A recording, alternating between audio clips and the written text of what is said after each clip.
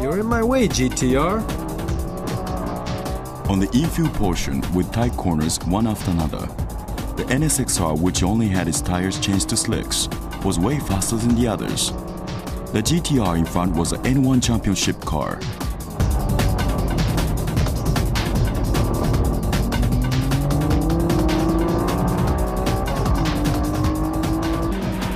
Following right behind was the NSX-based racing car, the ADAC GT. ADAC's on my tail.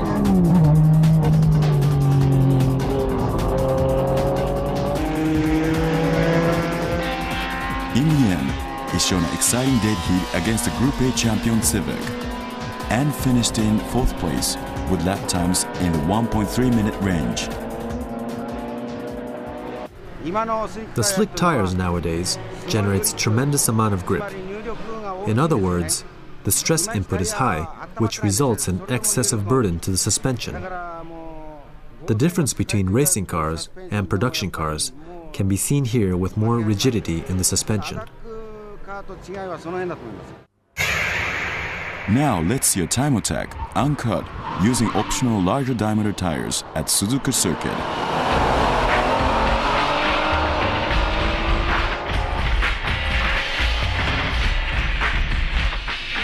The driver is Motoharu Kurosawa.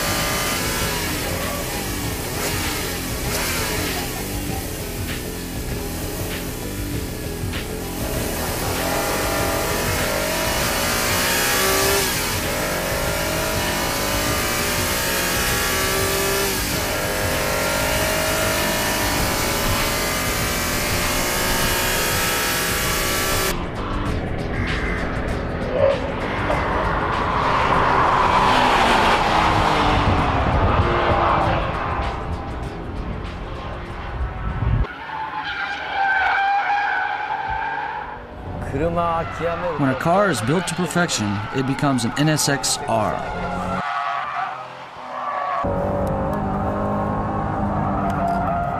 Good golly, Miss Molly.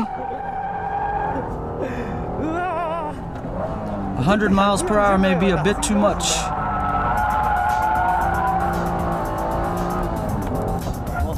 It does exactly what you want.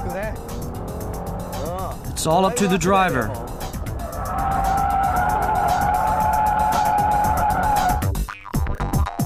NSXR's limited production on orders for a 3-year term finished at the end of 1995. Actual delivery was said to be only around 500 units, as the price was almost up to $84,000.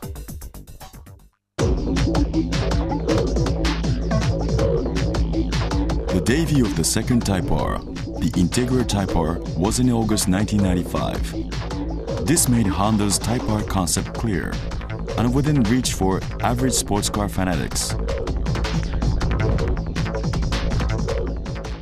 A front-wheel drive Formula. This is just like driving a front-wheel drive Formula car.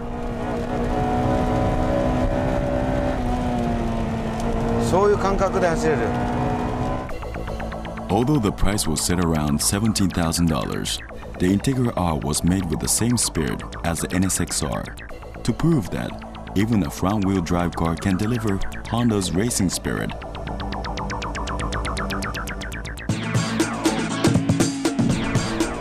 Wow, how far is this going?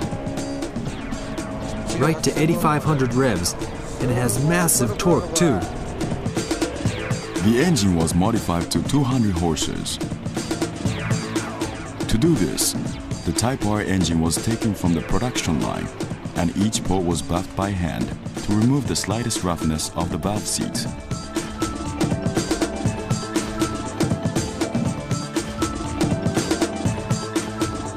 Needless to say, all 16 parts of each engine were buffed by hand.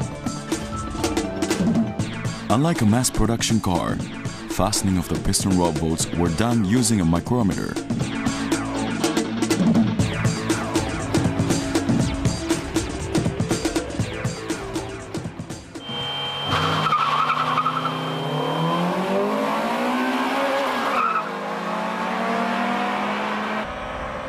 In a quarter mile, the Type R was hands down faster than the base model.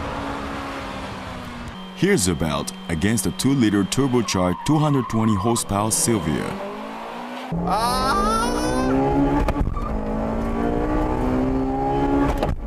I got you now. The Integra Type R earns new ground in the 14-second range.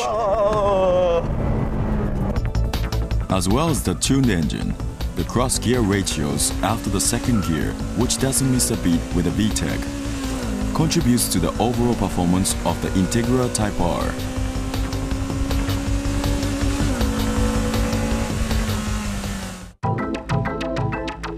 Now, let's hear from Tatsuru Ichishima, who knows well about the Spec R engine and its tuning.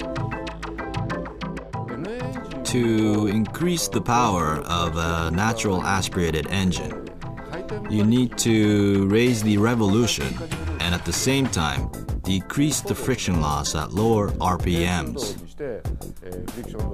This balance is the most basic and important factor in tuning the natural aspirated engine.